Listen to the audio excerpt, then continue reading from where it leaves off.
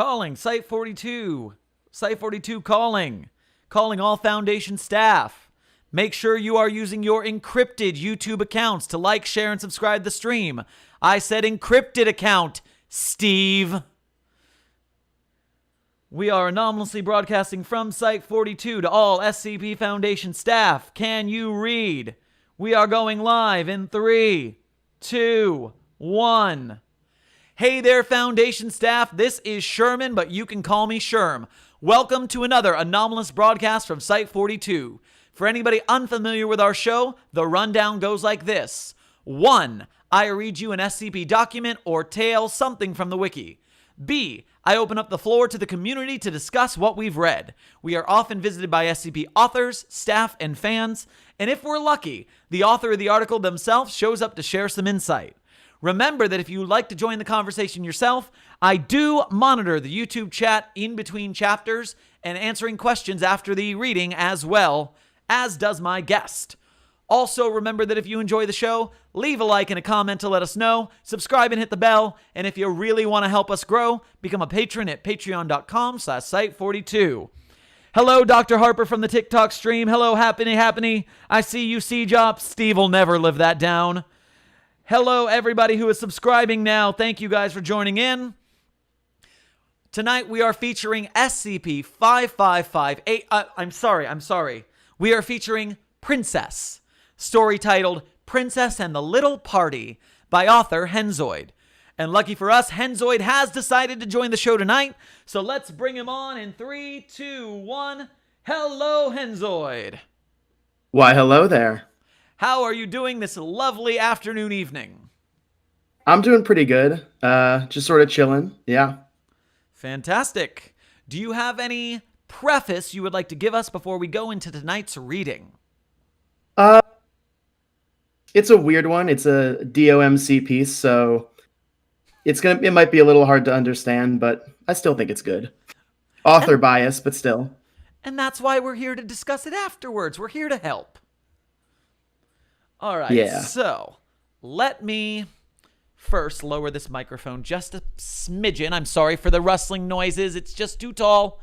There we go. Now you can see my face a little bit. No block there. That's better. All right. Hey, everyone. Hey, Cameron. Scorped. Bye, Pride. Hell yes. And so we've got the microphone. We are ready for action, starting at the top. Item number. Princess. Object class, Keter. Disambiguation. Princess may refer to either part of the interconnected anomaly described below. Princess, when described in physical situations or as performing actions, refers to the individual.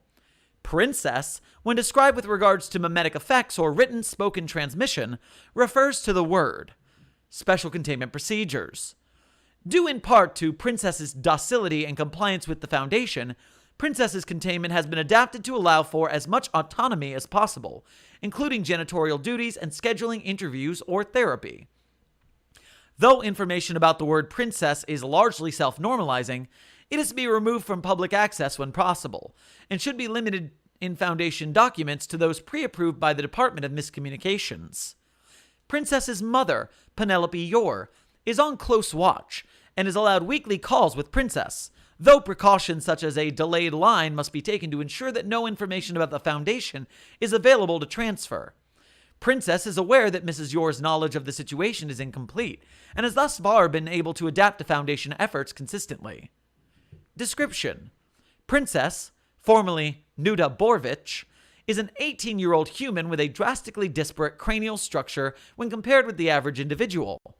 Princess's otherwise standard human body leads into a fleshy, conical neck supporting a gargantuan head with 50 to 100 small orifices composed of various facial tissues, including skin, cartilage, adipose, and bone. These orifices are largely symmetrical, with minor discrepancies across the midline of the face, and are in a constant state of flux, having new ones generated while the cranial flesh simultaneously absorbs existing ones. Wow. Princess also refers to the word princess, which displays a number of mimetic qualities with results to its transmission, both auditory and visual. And by the way, if you're not reading this from the document right now, most of the time when I say princess, I think all the times, it is a curly letter P, like a cursive P almost. It's a symbol. So continuing on. When written, or I'll go back. Princess, the individual, cannot be referred to by any name or direct identifier other than princess. When written or otherwise transferred visually, all direct reference to princess is limited to the word princess. However, when spoken, the word is pronounced identically to a separate word from the English language. A spoken rendition of the word princess may be heard below. There is also an audio file on the log, and when you press play, it says, princess. Princess. Addendum materials. Addendum 1. Interview. February 17th, 2019. Forward. Princess's facial abnormality was discovered when a video entitled Kid with Liquid Mouth gained notable popularity on the internet. Princess was quickly located and determined to be suffering from an anomalous condition. The following interview took place a week after Princess's initial habituation into Site-42. And at this point, Henzoid, would you like to be Dr. Ozid or Princess? I'll take Dr. Ozid. All right, so you take Dr. Ozid. I will still say the stage directions. Mm-hmm. So Dr. Ozid enters the room and sits down. Hi, Princess. Hey. Obviously, I don't want to make this any more of a burden on you than the situation already is, so I'll try to keep it as brief as possible. Well, yeah. No, it's fine. I honestly want to understand this as much as you do, so, it's fine. I appreciate the sentiment. Now, just to begin, I'll start chronologically. What was the first time you noticed weird things happening? Well, I didn't think it was weird at the time, but the first time somebody called me princess was I was 11, I think. It was actually an insult originally. One of the kids in my class called me it just because I was wearing pink socks, which, doesn't mean anything. I just liked the color at the time. I don't now. I don't. At the time, did you think anything of it? I know you said you didn't think it was strange, but did you have any sort of emotional reaction? I cried and everything, but it was probably more that I was being made fun of than the actual contents of the bullying. I didn't mind the name at all. In fact, when I came back to school the next day and everyone was calling me princess, I sort of liked it, kinda. Better than Nuda, anyway. When did you notice that it was becoming more than a nickname? The thing is, I sort of didn't. No one did. I thought it was weird that teachers, my parents, the principal were all using my nickname, but I never thought it was, weird like it is now. When did it start to progress in severity? Well, so it was actually 3.5 years before my head started getting, fatter. I 100% thought it was just self-hatred until people started telling me to see a doctor. I was in the hospital for a few days before I started growing noses and stuff. And that was only a month ago. Everything that's happened since then is relatively new. Are you able to use any of your new facial features? I know the noses are functional and the eyes aren't. And nothing else even looks like a real body part, so it beats me. Huh. So that covers my checklist, but I wanted to ask, how are you feeling? Look. I understand the severity of the situation, and I appreciate that you guys aren't sugarcoating this. Things are weird, we don't know why, and we're trying to fix it. I get it, and I'm here for it. But how are you feeling? Seriously, if there's anything else we can do to make your time here more comfortable... I'm fine. Please don't try to make a big accommodation for me. I don't want to be a burden. I'm doing great here, and I'm fine. All right, well, in that case, thanks for talking to me, Princess. I'll let you know if we discover anything else. Addendum 2. Interview. July 7th, 2019. Forward. Objects began manifesting at 0200 hours, 06 minutes, 14 seconds, while Princess was asleep. The following interview was conducted 12 hours later. Well, the world is ending. Good morning, Princess. For you, maybe. I don't even know what this is, but I just want it to stop. Has this been happening all day? And all of last night, since 2 in the morning. I haven't slept since it started. What happened initially? I mean, not really anything, I don't think. 1 minute I was asleep and then boom, I get hit in the head with a doorknob. A doorknob? What the hell? We actually ran a number of analyses on the object, but so far nothing out of the ordinary has been found. How do we know it even came from me? There's tons of weird stuff here, right?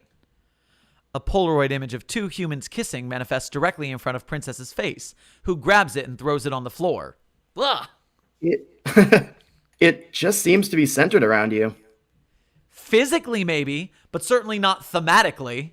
I mean, I don't even look. It's just random stuff. Earlier, an empty bottle of Sprite appeared in my hands. I do not drink sugar soda. I understand. At the moment, the best option would be to determine, if possible, the source of these objects, as well as attempting to draw connections between them in case they are some subconscious manifestation. Don't say of your desires. I wasn't planning on it. Update, July 18th, 2019. While conscious, Princess is able to manifest a variety of objects, though this appears to be entirely unintentional on Princess's part, both in the frequency and content of the manifestations. Though the objects do not appear to follow any pattern, a number of them have been noted as frequently reoccurring, sometimes multiple times per day. Among them are plush yardsticks, various comics, with a majority being from Action Comics, heated neck pillows, unmarked bottles containing soda, and manila folders containing images of people kissing. Addendum 3. Interview. November 5th, 2019. Forward. Notably different objects to the previous manifestations began appearing at 0800 hours, 14 minutes, 58 seconds. The first instance of which occurred inside the Site-96 integrated cafeteria. The following interview was scheduled by Princess, who requested one as soon as it was possible for Dr. Ozid to arrive, which was nearly 4 hours later. Hey, Princess, are you okay? Pretty far fucking from it, asshole. Please try to stay civil, Princess. I'm sorry, just today has been very stressful. Like, I'm eating my breakfast, and boom, dick and balls. The fuck am I supposed to do about that? I understand the concern. We're trying to figure out if anything changed in your diet or habituation, but this may just be, well... Another random thing happening in my random fucked up life? Yes, minus the profanity. A concave plastic self-pleasure device manifests on the table. I feel sick. If you don't mind me saying it, you do seem a bit off today. Princess grabs the device and waves it in front of Dr. Ozid's face. Gee, I wonder why! If it makes you feel any better, no one is judging you for this. It's just an anomalous event. It isn't your fault. It may not be my fault, but I saw the reactions of everyone this morning. People are doing that fucking wide-eyed thing where they're trying not to react just to make me feel better, when in reality, they think I'm a freak. Somehow, even though I eat breakfast with people who have fucking impossible arms and cosmic skin, I'm still the freak. And it's like, I know they know it's just a weird anomaly or whatever, but it comes off like I'm some sort of superpowered sexual deviant, and I hate it. And I know they will never be able to shake the thought from their minds. Princess, listen to me. You're right that people will think it's weird, but I promise you, they don't think you are weird. I'm sure you've noticed the red cylinders protruding from my forehead. What about them? I started working at the SCP Foundation when I was 27. When I was 29, I was researching a portal between two nearly identical parallel universes when the portal irreparably closed, sealing me in the other side. Everything was identical except for one small issue. Unlike me, humans didn't have these. Dr. Ozid taps his antennae. When I eventually started working here, in this universe's foundation, I had to deal with glances and tension constantly, but people got used to it, and now I'm doing pretty well socially. Okay, but you have horns, and I have like 500 noses and dildos coming out of the fucking sky. There's a difference.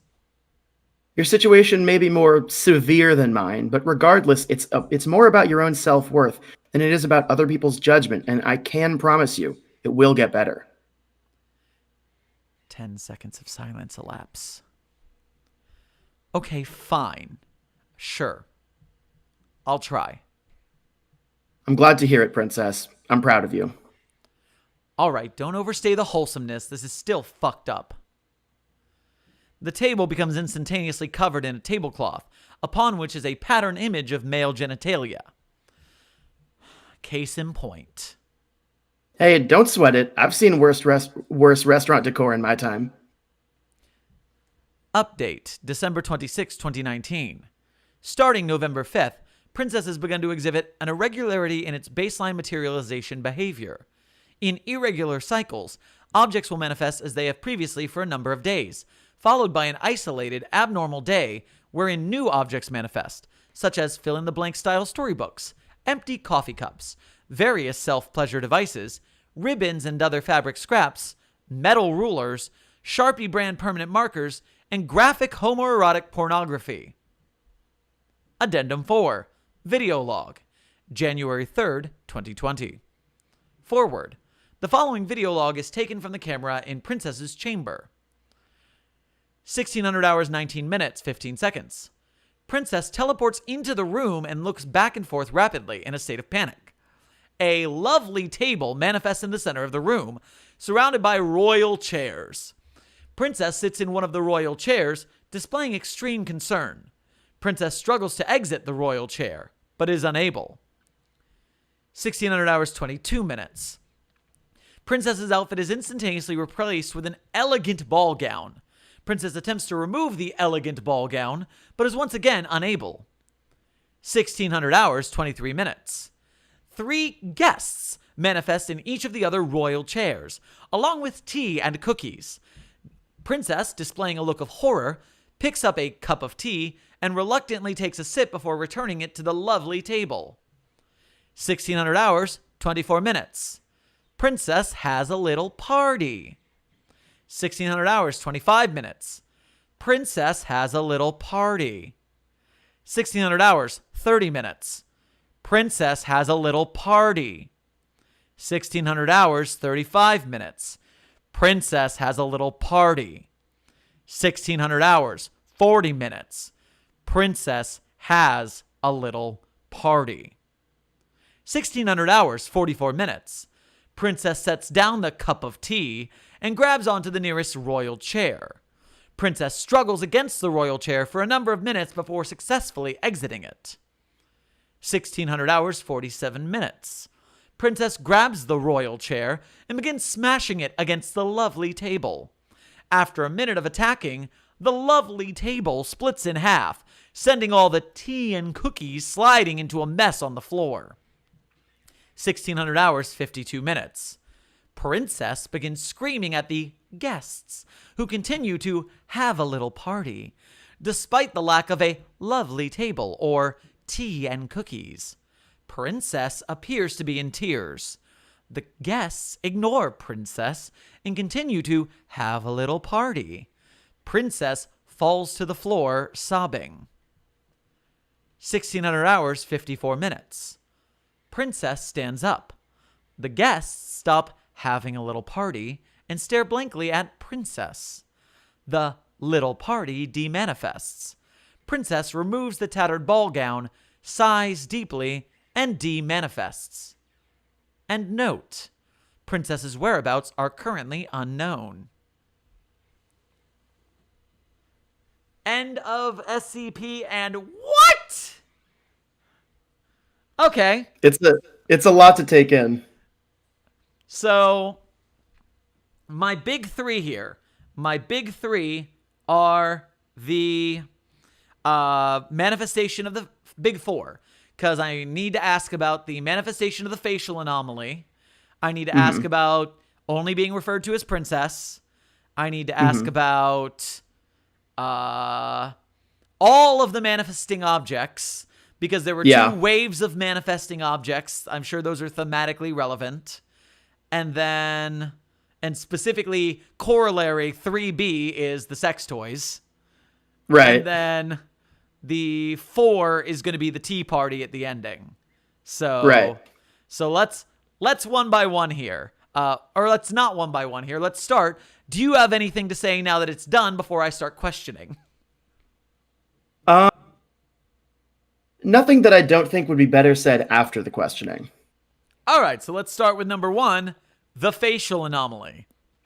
How big a cone flesh head are we talking here? Because I didn't math that right for measuring. Yeah, so it's when I picture it, it's like it's just big enough that it seems like it would hurt a lot to walk, but not so much that that Princess can't support themselves. Like it's the kind of thing that like you ever see footage of Death Stranding where the main character is like go wobbling back and forth when they walk. That's what I picture, like just that big. Like that giant-headed guy from Regular Show. Oh, I actually know what you're talking about. Yeah, I'd say that's pretty accurate. So, we have giant head with numerous different facial holes, some of them recognizable, some of them not. So, Yeah. why? Yeah, weird, gross body horror-y thing,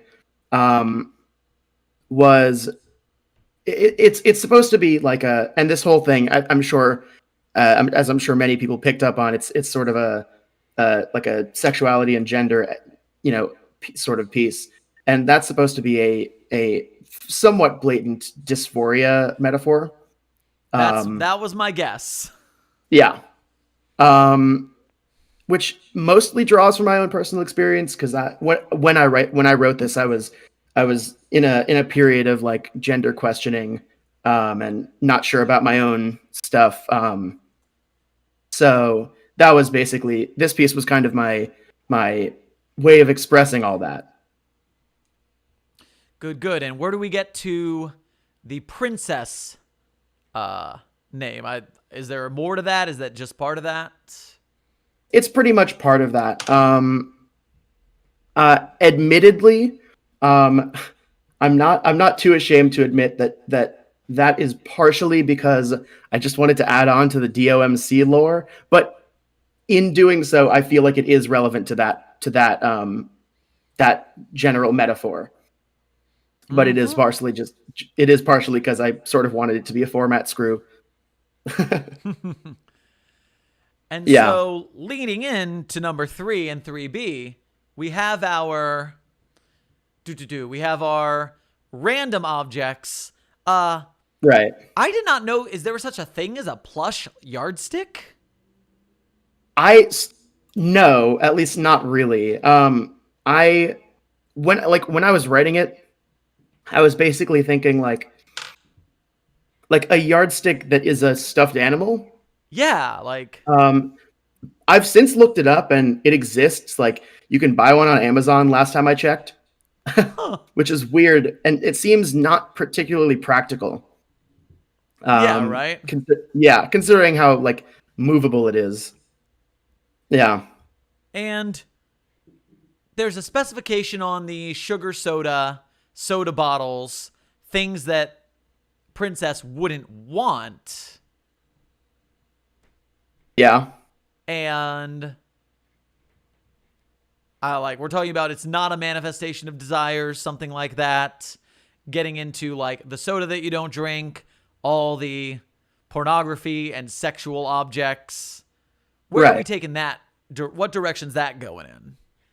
I mean, it seems a little cliche, but Dr. Ozid pretty much got it right on the money. It's the repressed desires. Some of them more like I guess like some of them more emotionally deep than others, like wanting to be healthy versus drinking sugar soda is like sort of surface level, and then of course there's there's the sort of Princess having grown up, as like shown, bullied and sort of, with this weird nickname and kind of shoved to the side of like the social circles, doesn't have a super healthy like social upbringing. So there's that sort of repressed sexuality kind of going on with the kissing, and then of course later with the other stuff.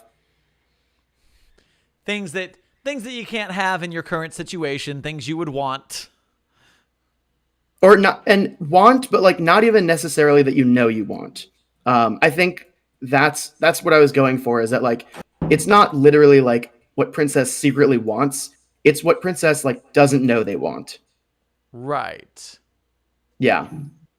And especially we're talking, if I remember correctly, an 18-year-old, right? Yeah. Mm-hmm. Yeah. And then number 4 was the tea party. Of course, A yeah. little party. Just having a little party with the guests, you know? Who are the guests, though? And That's it a doesn't question. specify what they look like. Nope. My first wondering is maybe it doesn't specify their appearance, and I feel like it would have if they looked the same as Princess does. So that tells me that they don't have the same like head abnormality. So the guests and pretty much everything in this section, I guess you can't see it on the stream, but for people who aren't reading along or are watching in post, a lot of the repeated phrases in the party section are in the same sort of italicized serif font that the word princess is in. That's sort of to suggest that they would be more specific if they could, but that it's also being format screwed. Yeah, so whatever the guests are, they can't say what they are in the document without referring to them just as guests. Interessant. Yeah, because my thought here is maybe there are. My first thought was maybe there are multiples of this, specifically now 4, 3 guests and princess. But my confusion is then that in this case, princess is forced into doing the thing, and the other 3 don't react as if princess is freaking out. And so that says to me that they are some sort of like, almost like personal manifestation. And they aren't real? You're right. So yes, they're a personal manifestation. Whether or not they're real, they exist, and they are physically there.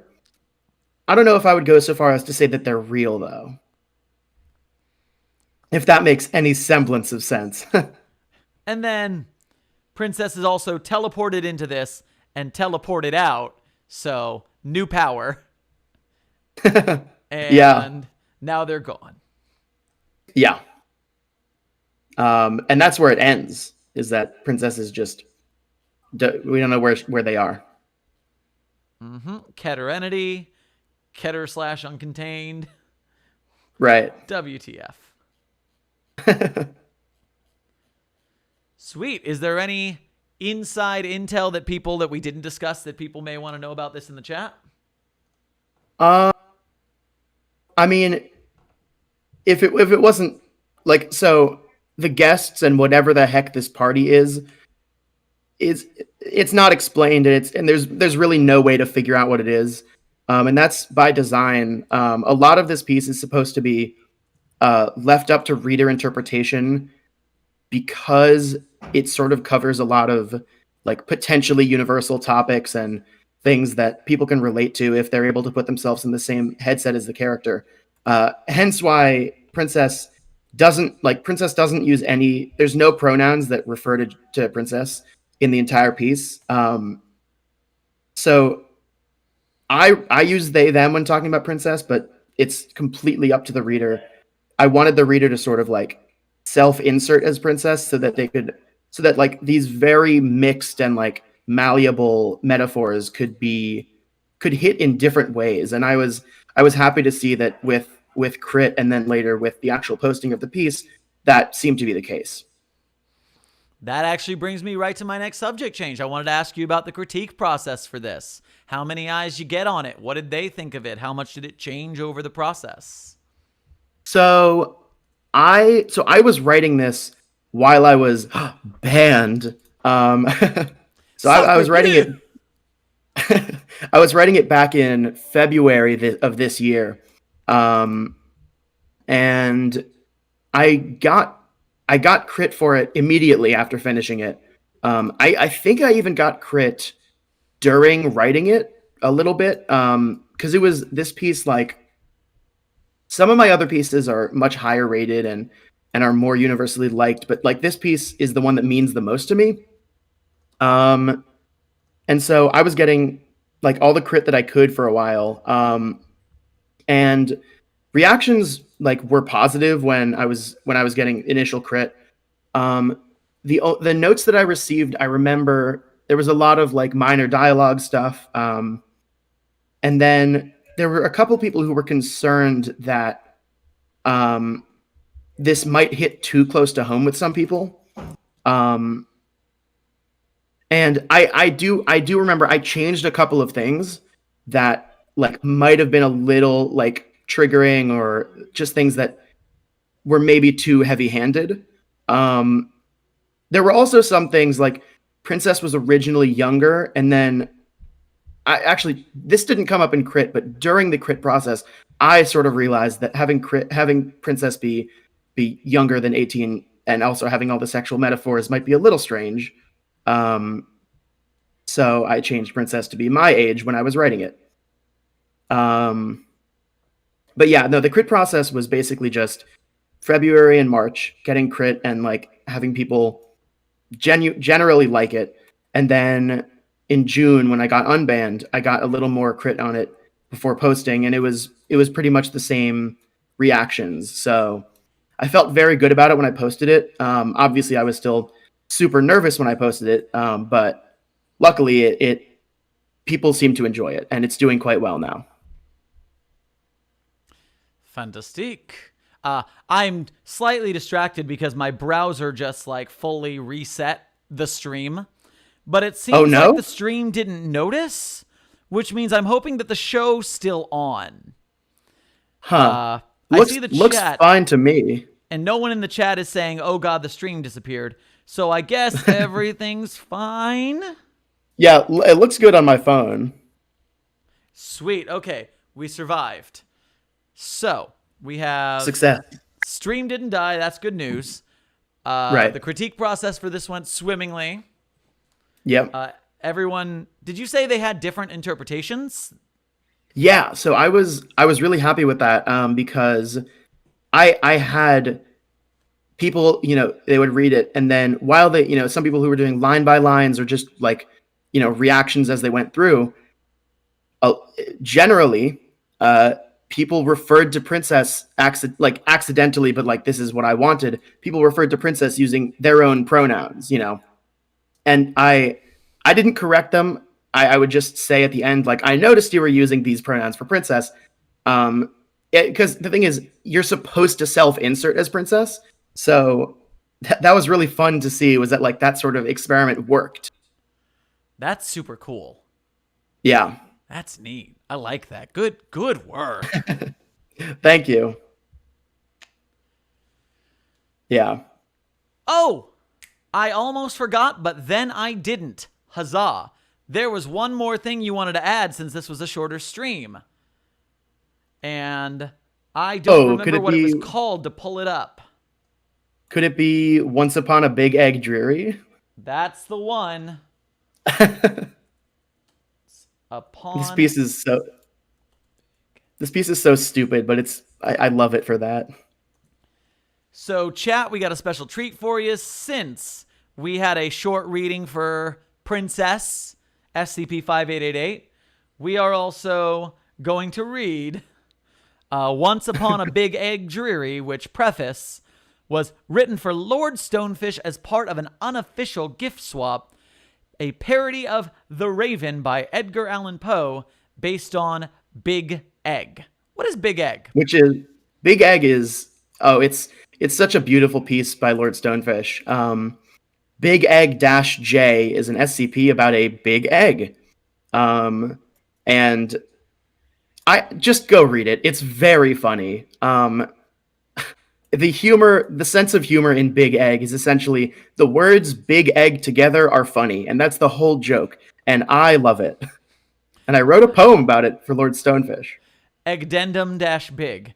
Big egg, big egg, big egg, big egg. Touch Exactly. it. Biggity big egg, the egg gets bigger. it's it's the perfect piece. I can see that that's gonna be worth something. So now let's do the bonus. Oh, this poem. Okay. So I'm reading off my computer now. So I'm gonna be sideways. I apologize. Do you want to take turns in this, or do you want me to go after it? I leave it up to you. I've read this aloud many times, so I'd be happy to do so again. You want to So go like stanza by stanza? sure, yeah. All right, I'll take us, and then we'll go back and forth. Ready? Sounds good. Once upon a big egg dreary, while I masticated weary, over many a crisp and juicy omelet with a cheesy core. While I clamored, nearly clanging, suddenly there came a banging, like a person I'd left hanging, hanging at the chamber door. Just some personnel, I sputtered, hanging at the chamber door, on the wrong containment floor. I remember pretty surely. I was up quite bright and early, having just assisted someone in MTF 804. So I'd snuck into the kitchen, seeking something to enrichen my breakfast before my switch in to room 2714 for the reading and recording in room 2714, which was on a different floor. And each oval in the carton did its very best to hearten me and my hand-knitted tartan like I'd never been before. So that in this hour witching, I stood at the table twitching. Just some dumbass D-class bitching 'cause he's on an errant floor. Or a researcher with munchies who is trying to implore. That is what it is, for sure.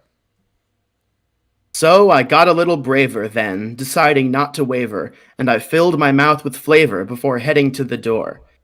You there, what's your level clearance? Come on, keep with the adherence. Better make your disappearance from this here containment floor. I can hear you, sneaky guy, I said as I unlatched the door. Empty hall and nothing more. Down the hallway, both directions, I was making quick inspections, looking for those insurrections that had happened at the peg. But the door was held and sturdy, not a peg missing of 30. So I thought the shifty birdie, and called past the coffee keg, making fun of lowly D-class. Come to me, I humbly beg. But no person stretched a leg. So there I retired fuming, to the meal I'd be consuming. Then there came a second booming at the kitchen's sturdy gate. Fucker, said I, of a mother, why must there now be another? Let me see then what this other sound could possibly equate. I'll be right with you, dear omelet, stay there still upon your plate. No one's there, I cried, irate. So I flung the cabinets open, for some sign of life was hoping, when I spotted in the corner of my eye something irreg. No, the light was not projecting this image right there erecting. I had happened on a specimen, a small, pristine, big egg, quietly perched on a platter next to my right-sided leg, near the coffee in its keg. Then the egg it started movin' to the music, swiftly groovin', and I thought myself behoovin' as to keep the big egg safe, lest it fall and crack its shell or on some jagged surface chafe. Okay, sure, you're pretty funny, but you, I said, might be runny, and your yolk is precious, honey, since your bigness is so naif. Tell me of your foul maker, of your organ guarantor. Quoth the big egg, nevermore. I was visibly astounded. Surely not the egg had sounded. I was just being unbounded with my cuteness towards the dish. The big egg was quintessential, bursting egg with big potential, not the least bit differential. All an eating man could wish. So I gathered up some spices and set them about the floor, which the big egg did deplore. So it started madly hopping like a fish so fiercely flopping, with no earthly chance of stopping without triggering a war. But it still was early morning and I'd have to start adjourning, or my boss would soon be scorning for the duties I ignore. When will that damn guy retire so I can be level 4? Quoth the big egg, nevermore. Though my wit was rather glassy, I could tell the egg was sassy. Okay, said I, this here lassie better learn some manners more. With an egg as big as this one, I'd be wrong to say it is one, though its egginess likely now to make admission of the bigness at its core. Though its egginess revealing, I find eggs to be appealing, and its bigness I adore.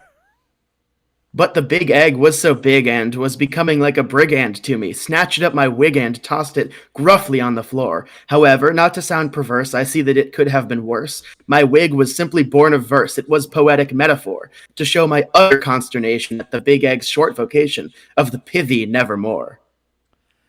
I tried simply ascertaining that which needed more explaining. Was the big egg's meaning feigning? Was it seeking something more?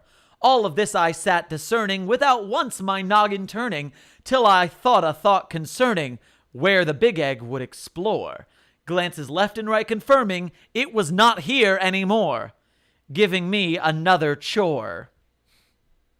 Over counters, under tables, past the baskets full of labels, tangled up in oven cables, it was nowhere to be found. Egg, I cried, oh egg of big, under every plate I'll dig, until I up your jig and toast you evenly till browned. A crash, a crack, way in the back, and with a whack I caught the round. It didn't even make a sound. Ovum, said I, membrane dweller, stood I, grabbing the desheller. I will take you to the cellar and store you among the wine.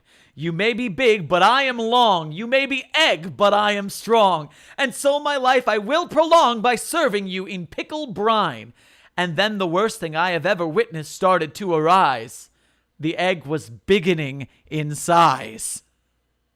The egg had begun to increase its bigness whole, not piece by piece. And I knew that I would soon decease if I could not impede its motion. And yet, then and there it stopped. My jaw and testicles both dropped. The thing the egg was bigging swapped. It now was biggening its notion, making everything about it simply egg and only big. Big egg, big egg, big egg, big. Big egg bigged, big and eggly. Egg and big and egging begly. Begged the egg beg my gag. He bigly egged it on some more. I cannot take the egg, I shouted, nor incessant big I spouted, till I found a cap of mestics left forgotten on the floor. Quoth me in the moment, score. Popped a pill, and then I waited with a breath completely baited, and my headache was elated when there was no egg in store. All its bigness was inverted, nothing was remotely hurted, just me and a man no-shirted who was running out the door. And as I laid alone recalling, joyous to the point of bawling, the big egg was nevermore. Wow. Question. Is that bawling at the end supposed to be bawling with a double L rather than a W? Probably, yes. Hey! Yeah. Hell yeah. What the hell? That was amazing. Thank you. Let me also give my upvote to Once Upon a Big Egg Dreary, which is only at plus 28. Go upvote the egg if you're in the stream right now. Thank you. Yes. Okay, I crave I'm back the to the upvotes. chat. I had to get rid of the chat to get egged. I got egged. We're all big Ed. We're all big egged. Yeah, so I guess there's spoilers for Big Egg-J at the end of that poem, which is that the reveal, Big Egg was not a big egg after all, but it was a naked guy running around pretending to be one. That's the big reveal at the end of Big Egg-J. Oh my lord. Well, I'm gonna have to go read that. Lord. Yeah, it is a good piece. And it's so funny. I saw someone in chat mentioning this as well. It's so funny that this Big Egg-J was written by the same person who wrote SCP-5959, which I consider to be one of my favorite pieces on the site. Yeah. It's in my top 3, like tied for first place as well. And yep, that's the same author. Same author. He's got range. Exactly. Yeah. I will have to add that to the description and title of this episode because I forgot to do that earlier. No worries. Little bonus. We made it. The chat is full of eggs, as it should Awesome. be. I love to see it.